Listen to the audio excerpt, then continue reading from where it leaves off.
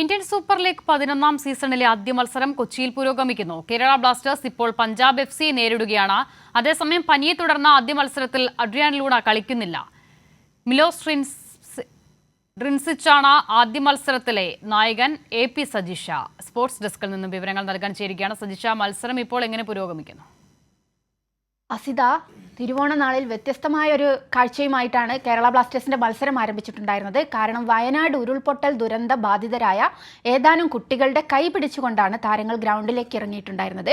ഉരുൾപൊട്ടൽ ബാധിച്ചിരുന്ന മുണ്ടക്കൈ സ്കൂളിലെയും അതുപോലെ തന്നെ വെള്ളാർമല സ്കൂളിലെയും ഒരു 22 കുട്ടികളുടെ കൈ പിടിച്ചിട്ടായിരുന്നു ബ്ലാസ്റ്റേഴ്സിൻ്റെതാണെങ്കിലും പഞ്ചാബിൻ്റെ താരങ്ങളാണെങ്കിലും ഈ ആദ്യ 11-ലെ ഓരോ ടീമിലെയും 11 കളിക്കാരുണ്ടാകും. ആ 11 കളിക്കാർ വീതം ഇറങ്ങിയിട്ടുണ്ടായിരുന്നു. 22 കുട്ടികളുടെ കൈ പിടിച്ചിട്ടുണ്ടായിരുന്ന ഒരു തിരുവോണം നാളിലെ ഒരു വ്യത്യസ്തമായിട്ടുള്ള ഒരു കാഴ്ചയായിരുന്നു നമ്മൾ ഈ ISL ടൂർണമെൻറ്റിൽ നമ്മൾ കണ്ടിട്ടുണ്ടായിരുന്നത്. ഒരു മാനവികത സന്ദേശം ഉയർത്തിയിട്ടുണ്ടായിരുന്നത്.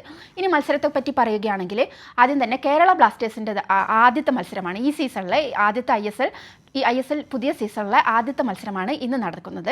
ഇതിൽ ആദ്യ പകുതി അവസാനിക്കുമ്പോൾ അതിൽ ആസിത പറഞ്ഞതുപോലെ തന്നെ നേരത്തെ ക്യാപ്റ്റൻ അഡ്രിയാൻ ലൂണ മത്സരത്തിൽ ഉണ്ടായിട്ടുണ്ടായിരുന്നില്ല. കാരണം അഡ്രിയാൻ ലൂണ ഒരു തിരിച്ചുവരവ് നടത്തിയിട്ടുണ്ടായിരുന്നതായിരുന്നു.